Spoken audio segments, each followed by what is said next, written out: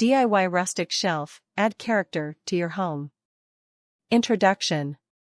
Welcome to our tutorial on how to make a DIY rustic shelf.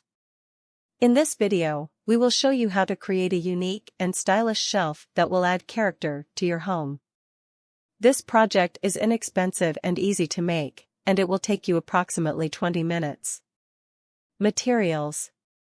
For this project, you'll need a piece of reclaimed wood or a wooden plank, measuring tape, pencil, saw, sandpaper, minwax or other wood stain of your choice, paintbrush or roller, 2 L-brackets, screwdriver, screws. Instructions. Step 1. Measure and mark the length and width of the shelf on the reclaimed wood or wooden plank using a measuring tape and pencil. Step 2. Cut the wood to size using a saw. Step 3. Sand down the edges of the wood to smooth out any rough spots.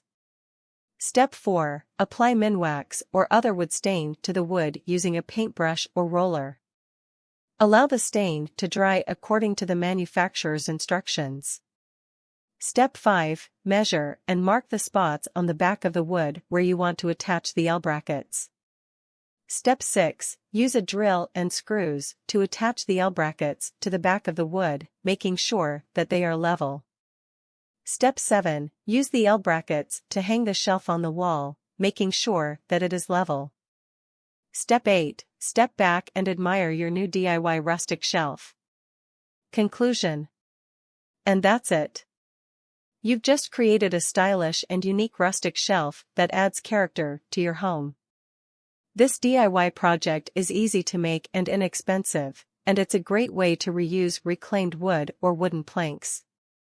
We hope you found this tutorial helpful, and we can't wait to see your finished product. Remember to post your pictures in the comments section below, and don't forget to subscribe to our channel for more DIY projects like this one. Thanks for watching.